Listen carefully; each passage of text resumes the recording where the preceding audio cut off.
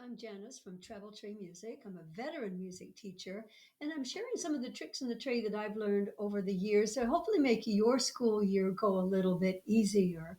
This is part two of a video. The first one was piano in the elementary music classroom, which is setting up a class set of 30 or more students and being able to use a curriculum that gives them the independence to work and learn on their own in a small group or as a whole group activity. So I'll put a link in the bottom to check that. But that's the easy part, I think. Maybe not as easy, but the second part is how do we set up all of those computers, all of those pianos and make sure that they are ready to go. And that sometimes can be overwhelming depending on what size of classroom you have. I was very lucky my last school to have a giant old band room and had lots of room to set up pianos, but sometimes I get it loaded up with risers too and had to adjust where I was going to put all of the keyboards. So let's dive in and figure out how we can get that set up. I don't know about you, but I always like a list of things. Somebody tell me how to make it easy, and that's what I'm hoping I can do for you. Teaching piano in the elementary music classroom can be very fun for the students and for teachers. My favorite time to teach this unit was at the end of the school year, last 6 weeks, and be able to, after all of the classes have had their class parties, after all of the music concerts, and this turned out to be a really good time for me. Now, before I could set that whole program up, I had to have all of the keyboards ready. I didn't have them up all year long as a rule because there were too many things going on. I shared my classroom with a violin program. So I had to be strategic about what time of year I was going to do the program, and the end of the year was the best for me. Some of the things to think about before you start setting up the keyboards is first making sure that you have all of the resources together that you're going to need. I had 36, so I was able to some years set up all 30, some years I only needed to set up 15. It depended on what was going on. In a couple of years, there were 36 plus kids, so I really had to dig deep and find spaces in my classroom. And when you're organizing the keyboards and the electricity and all the pieces and parts, you want to think about what's the layout going to be? How much is the spacing going to be between the pianos? Are you going to use desks? Are you going to use folding tables? You got to make sure that the pianos are at a comfortable height. You want to double check that all the keyboards are working and you've got a good power source and everything's in good working order. That's the first thing to do some planning around. And maybe it's drawing a little sketch on a piece of paper. That seems to work for me. I was really lucky having all of my keyboards, although I shared it with another school, and that kind of dictated also what time of year I was going to do the piano unit. And luckily, my district transferred all of the materials from one school to the other. They came already boxed up, and all the cables together, all the extension cables, all of the keyboards and the headphones. Not every school's that way. You may have access to yours all year long and know right where everything is. All right, let's just get everything ready to go and decide where we're going to set up everything. First, decide what size of the music room you have. That's going to determine it. You may only want to set up in one part of the music room and continue to use the other part of the music room for dancing activities or play practice, any of those. Be creative, get a piece of paper, map out the ideas of where you think you want the pianos. They can be in a row, they can be in a circle, they can be in a square, or any combination that works for the size of your classroom. I found that a perimeter setup worked the best for me, but some years I had to regroup and put blocks of piano keyboards in one area. Before you get too far, teacher tip, double check where your electrical resources are because you've really got to be close to that so you don't have cords going everywhere. If you have a brand new music room out, you're really, really lucky. Some years I did and some years I didn't. Oftentimes the music rooms don't have electricity in the floor, some do. So I had to run some cords, and modern classrooms are great. Old classrooms are good. You just have to work with whatever you have, don't you? The next thing I like to do is work on how many sets of pianos I'm going to have together. I like to work in sets of four. I like to have each group of four have officers, a president, and I also have a resource in the description down there as well for how to determine and how to create officers, not only in the piano groups but also in the music classroom. I usually have ended up with about 6 to 8 groups of pianos, so it'll be each set a group of four. Teacher tip: make sure you make large charts of numbers wherever you've set up your groups. So if group one have a number right behind it, group two have a number right behind it, and then group number one would go to group number one set of pianos. That really keeps it organized as well. People know where every time where they're going to go right to the piano that their group number is numbered. You're going to want to decide, will students share pianos? Will each student have their own piano as they go to that group? Sometimes I've needed to have students work together to help each other, and you can have two students use a piano. You can also get a headphone splitter that one of their sometimes can be a little bit expensive, so you'll want to look around at that so that two headphones could be used and plugged into one piano keyboard. You want to see what kind of input that has to get the right kind of splitter. You're going to want to double check the spacing between the pianos. Do you want them on a desk close and or on a table close, or do you want them spaced a little bit out? Sometimes you may want a set of two sets of four and then a walkway behind. So as you're drafting that idea out on your paper, decide what kind of spacing is going to be between the pianos. Sometimes if they're too close, they might bump each other. Then you've got to re-straighten that out. So just be thinking about that as you try to get us maximize that space in your music classroom. Next, you're going to want to decide whether you want to use children's desks or you want to use tables. I had lots of extra desks that I could get from my custodian. In a couple of years, I would even set up group desks in the back so that we could have table time and not on the floor to do written work. So decide whether you're going to do desks or you're going to do tables. I've also used folding tables. If I get a 3 by 6 foot tables, that's what I ended up using the most recently. Then I could fold them up at the end of the unit, put them away. But I could get four pianos, two on each side and facing each other, and that gave enough room to put the electrical cables and the extension cords and the power strips right in between. You have to decide what your resources are. You can always ask your custodian, are there any extra desks and what chairs are you going to use? I'm also one of those that I have to see it in order to be able to really understand what the flow is and how things are going to fit. So I oftentimes will put down painter's tape and just tape down the areas on the floor where I want things to go. Oftentimes in my mind or on a piece of paper, it looks great, but until I see it on the floor and how much space there is to walk and move between, are you like that too, or is it just me? This kind of setup with desks or folding tables can also work in a private studio. I oftentimes teach in my private studio group lessons, and sometimes I'll get several kids from one family, and it's a multi age, and so I can have all four of those together, and that works really well. When I'm using desks, I make sure that I space out one piano on each desk, and that means that the piano is going to have a piece that's over on each side of the desk, and I position the desk and I position the pianos, making sure that the pianos aren't touching, but they're very, very close. That saves up room. You can use classroom desks, classroom chairs. That's always the hard thing to find. I don't know about your school district, but in my school, it was hard to find extra chairs. Then you want to make sure that those pianos aren't touching. So if somebody bumps one, it doesn't bump another. The idea of using school desks and chairs can also work as a perimeter style or as rows or squares. That works also with desks, so you don't need to go out and buy anything, especially if you've already got enough desks and chairs in your classroom.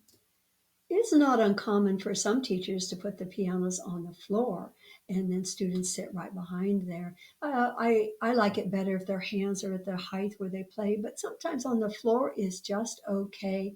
And then maybe that's a little bit easier to maneuver if you have that kind of space. If you're going to use desks and chairs, you're going to want to make sure that the height is right for the chairs. Sometimes if you're sitting in a chair and the table's higher, that can be a challenge. And a teachable, here's another teacher tip. Some younger and smaller children like to just stand at the keyboard. And I've even seen schools where everybody stands. And I like that idea too. It gives kids a chance to move around. Either one of those will work. It's just a different mindset, isn't it?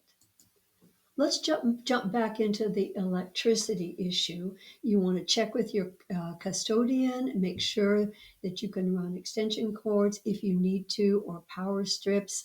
Whenever I had to do my classroom was an old classroom, so I had to do that quite a bit. I made sure that there were rugs covering all of the extension cords if I had to. It's something you have to check with your custodian, make sure it's okay in your classroom. There are a lot of safety rules that we want to make sure that we follow for piano. All right, here comes the fun. We're going to put it all together. Once you have all of your piano set up, go ahead and put a power strip, excuse me, a power adapter on every piano. Then place a power strip at every set of four pianos. You might be able to stretch it into the next set of four. Most power strips can accommodate three or four power adapters. You'll have to decide. Some of them turn one way, some of them turn the other. Get all of the power strips up there and start plugging in the power adapters into the power strips and see how many that you're going to need to get everything all set up.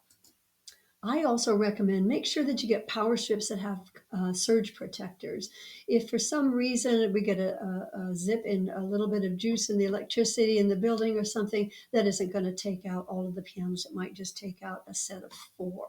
Anybody else have problems with electricity besides me? I've got issues. Here's another teacher tip. Remember to always be sure that all of the keyboards are turned off at the end of the day. I usually have one switch where I can just shut everything down at the same time, or you might go around and turn off each table, whatever makes it easier for you. I think that'll protect the pianos as well.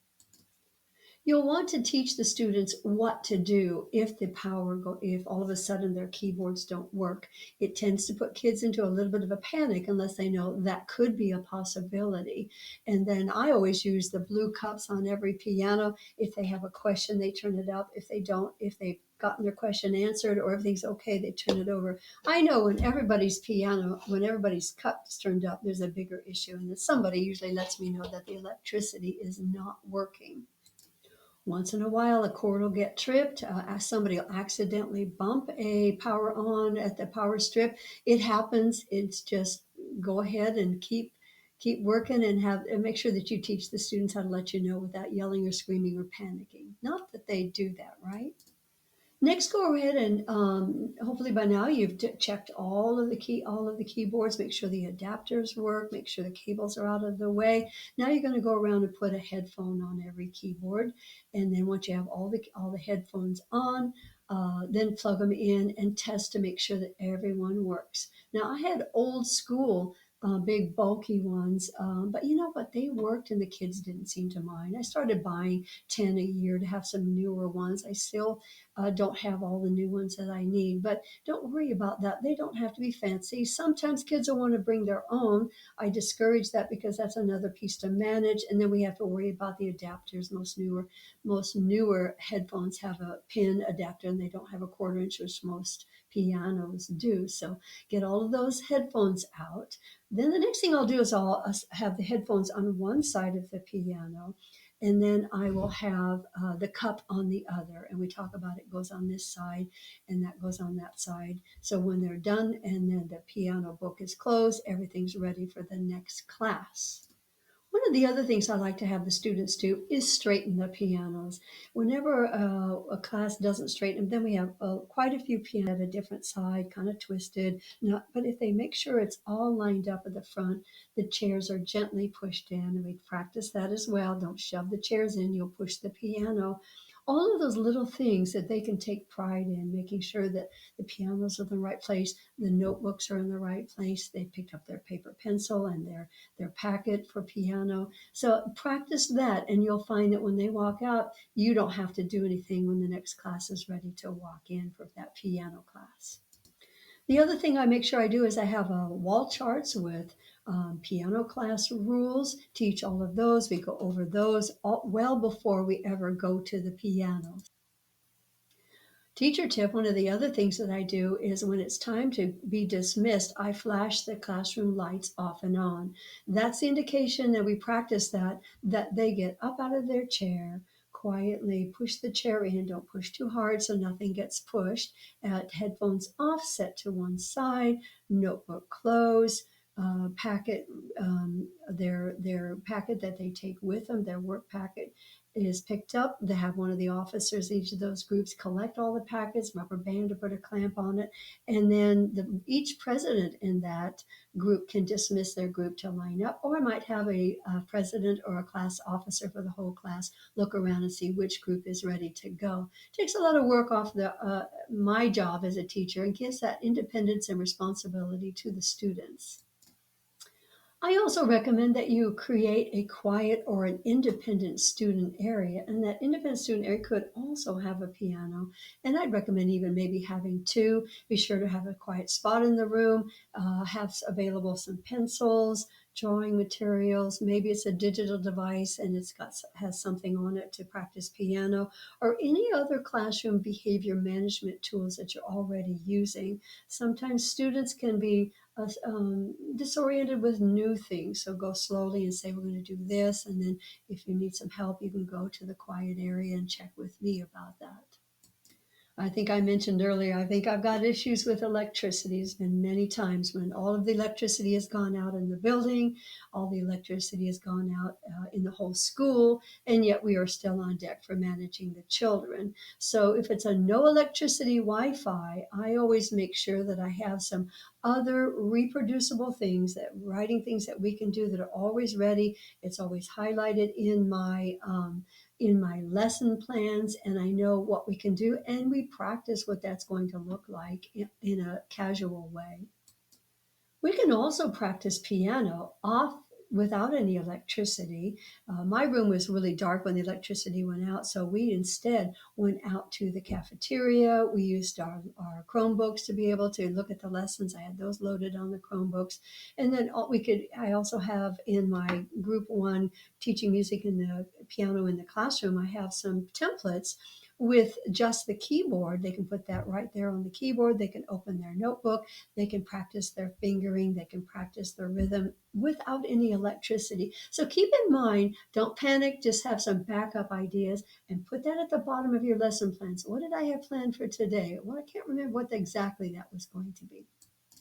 Let's talk about taking care of the notebooks. Sometimes notebooks can get worn with so many kids using them. The backs binders break, or a page may not look right. So I set up in another part of the classroom what's called a piano book hospital, and I had some students draw a hospital sign on it. So if there's something wrong with the notebook, they'll check in with me first. Otherwise, you'll get 10 in the hospital, and they would go put it in the hospital, and then they would go get a spare notebook. At the end of the day, I would check those notebooks and see if there's anything I can do to get that fixed right away. And I try to do it at the end of that day. Otherwise, it would get down to the bottom of my list.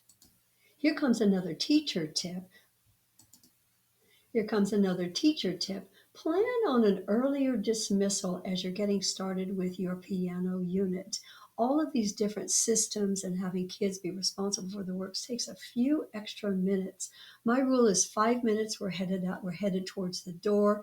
You could say 3 minutes or 4 minutes, but just plan on that. And I don't know about you, at many years I had classes back to back with no passing time. So if you put that into your schedule and your thought process, I'm going to dismiss 5 minutes early. They pick up all their materials. They got them already put away before that next class, before they go out the door, and the next class is ready to come in. It's just a good pattern to do, and it takes that panic as both classes are coming and going. And then for sure, then materials aren't just thrown because we're in a hurry. Sound familiar?